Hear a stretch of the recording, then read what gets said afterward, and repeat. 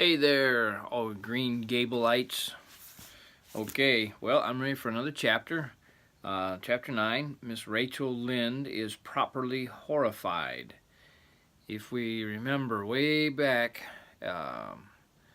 chapter 1, Miss Rachel Lynde, she's kind of the busybody. She likes to look outside her window and watch everybody and see what they're doing, and then she runs around and tells everybody and talks about them. And oh, I see. Was she...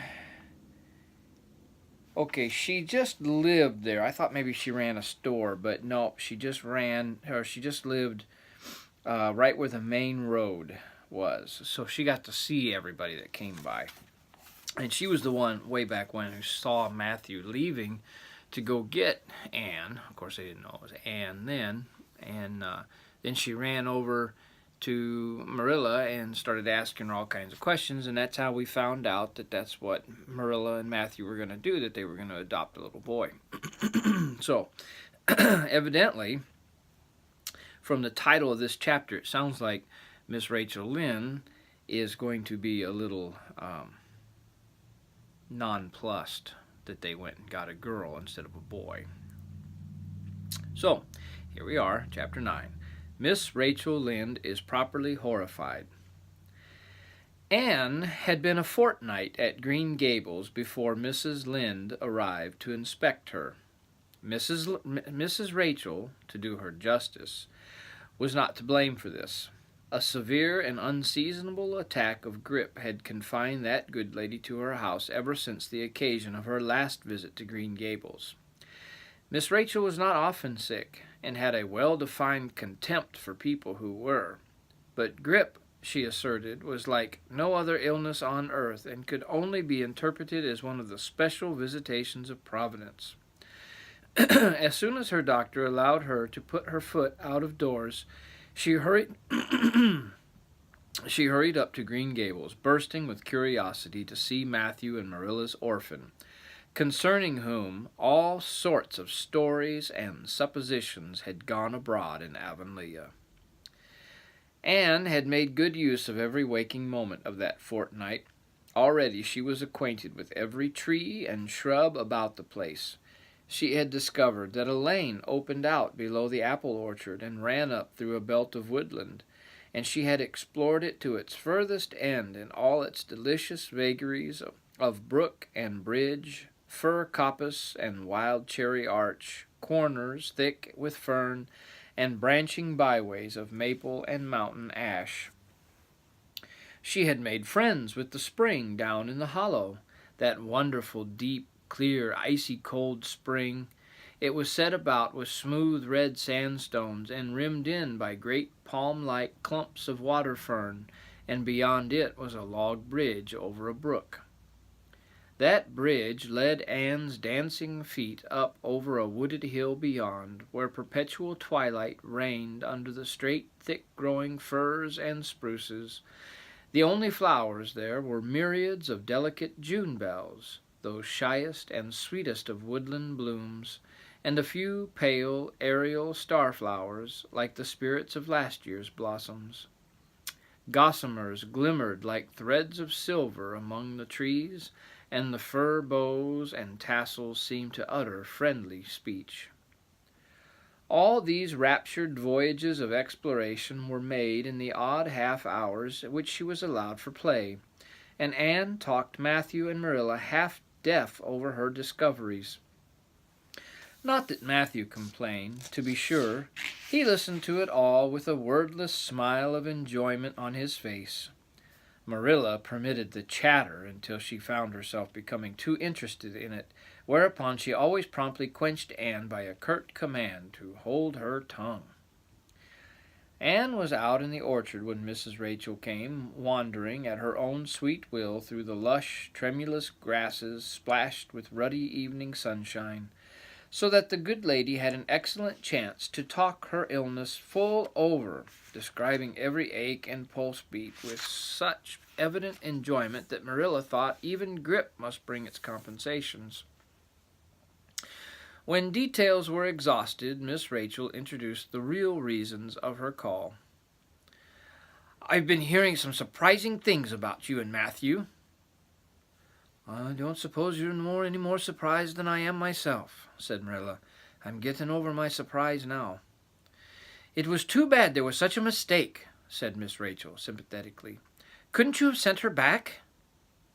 "I suppose we could, but we decided not to. Matthew took a fancy to her, and I must say I like her myself, although I admit she has her faults. The house seems a different place already. She's a real bright little thing." Marilla said more than she had intended to say when she began, for she read disapproval in Miss Rachel's expression. "It's a great responsibility you've taken on yourself," said that lady gloomily, "especially when you've never had any experience with children.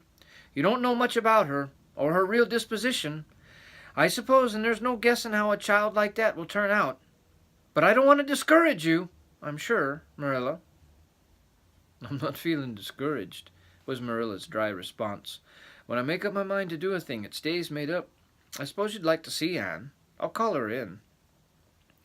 Anne came running in presently, her face sparkling with delight in her orchard rovings, but, abashed at finding herself in the unexpected presence of a stranger, she halted confusedly inside the door. She certainly was an odd-looking little creature in the short, tight, wincey dress she had worn from the asylum, below which her thin legs seemed ungracefully long. Her freckles were more numerous and obtrusive than ever. The wind had ruffled her hatless hair into over-brilliant disorder. It had never looked redder than at that moment. "Well, they certainly didn't pick you for your looks, that's sure and certain," was Miss Rachel Lynne's emphatic comment. Miss Rachel was one of those delightful people, and popular, who pride themselves on speaking their mind without fear or favor. "She's terribly skinny and homely, Marilla. Come here, child, and let me have a look at you. Lawful heart, did anyone ever see such freckles?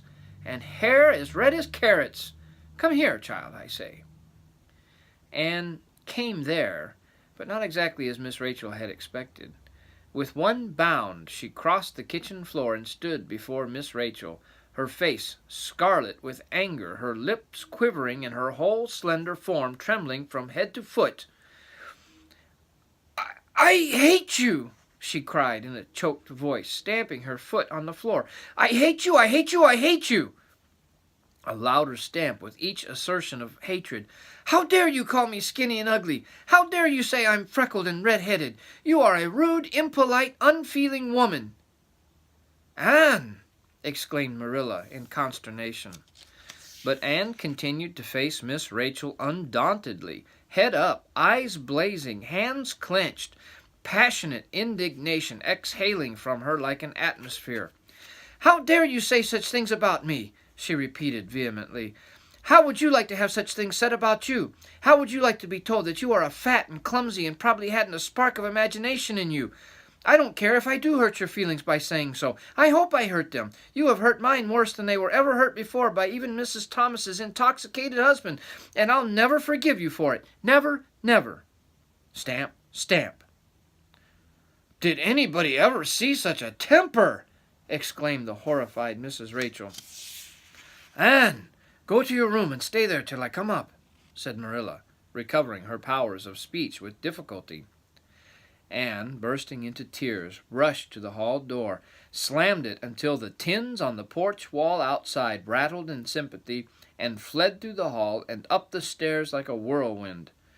A subdued slam above told that the door of the east gable had been shut with equal vehemence. "Well, I don't envy your job bringing that up, Marilla," said Mrs. Rachel with unspeakable solemnity. Marilla opened her lips to say she knew not what of apology or deprecation. What she did say was a surprise to herself, and then and ever after. "You shouldn't have twitted her about her looks, Rachel."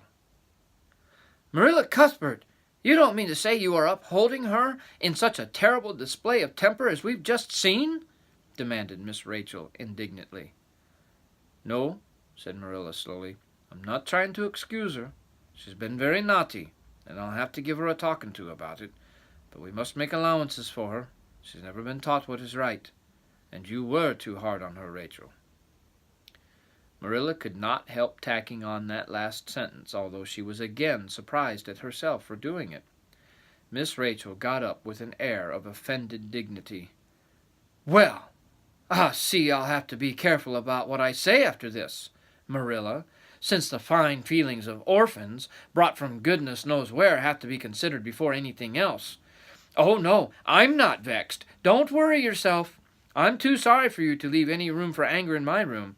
You'll have your own troubles with that child. But if you'll take my advice, which I suppose you won't do, although I brought up 10 children and buried 2, you'll do that talking to you mentioned with a fair-sized birch switch.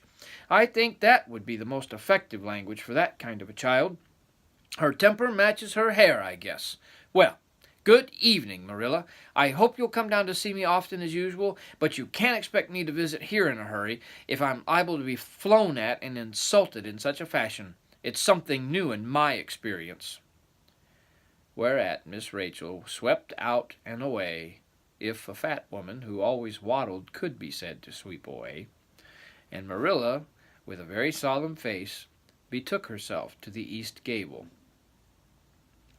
On the way upstairs she pondered uneasily as to what she ought to do. She felt no little dismay over the scene that had just been enacted.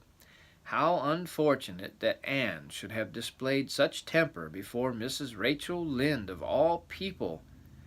When then Marilla suddenly became aware of an uncomfortable and rebuking consciousness that she felt more humiliation over this than sorrow over the discovery of such a serious defect in Anne's disposition. How was she to punish her? The amiable suggestion of a birch switch, to the efficiency of which all of Mrs. Rachel's own children could have borne smarting testimony, did not appeal to Marilla. She did not believe she could whip a child.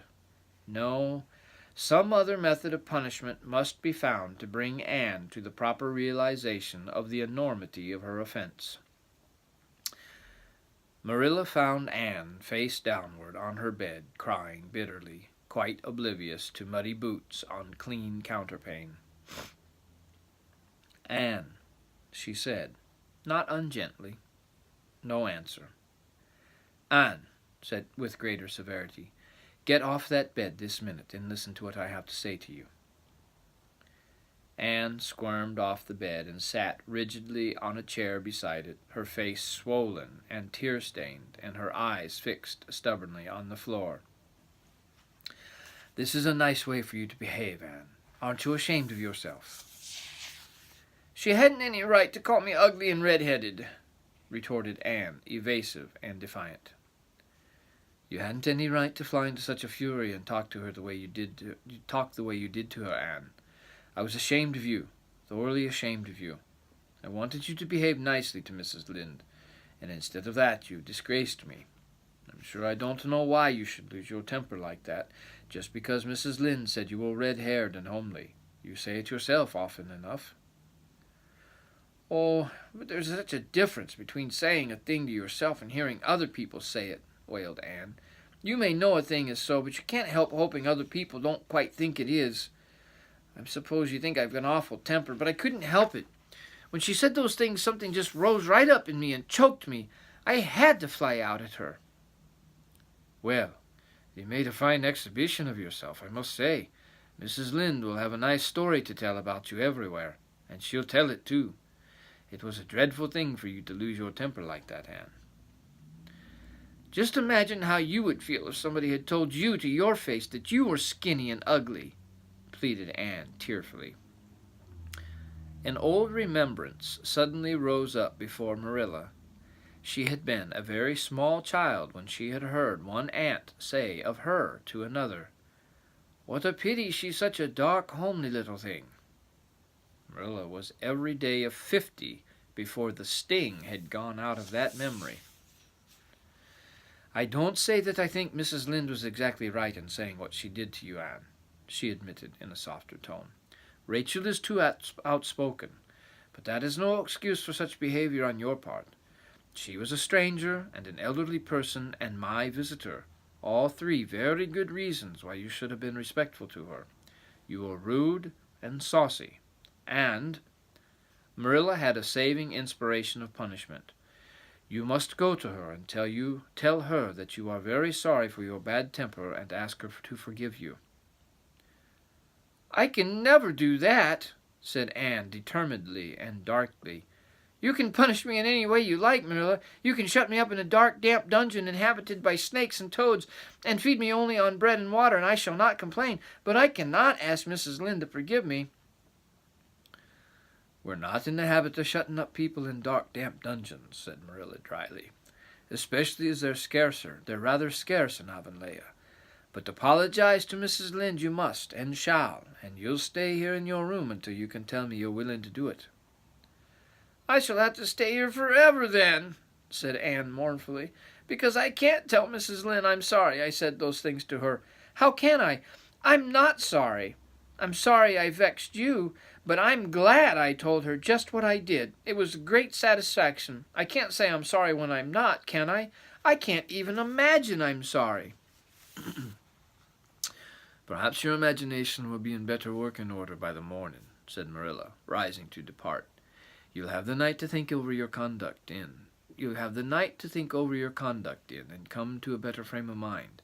You said you would try to be a very good girl if we kept you at Green Gables, but I must say it hasn't seemed very much like it this evening. Leaving this Parthian shaft to rankle in Anne's stormy bosom, Marilla descended to the kitchen, grievously troubled in mind and vexed in soul. She was as angry with herself as with Anne, because whenever she recalled Mrs. Rachel's dumbfounded countenance, her lips twitched with amusement, and she felt a most reprehensible desire to laugh. Well, shoot. When you say awful things to somebody, I guess you shouldn't expect them just to sit there and take it, huh? I guess that's what Mrs. Lynde thought, that Anne would just sit there and smile, I guess, when she was getting insulted. She found out different, though, didn't she? All right. The grip that Mrs. Lynde had is kind of like the flu. That's what they used to call it. Okay, well, that's it. I guess we'll read another chapter soon. All right. Bye now.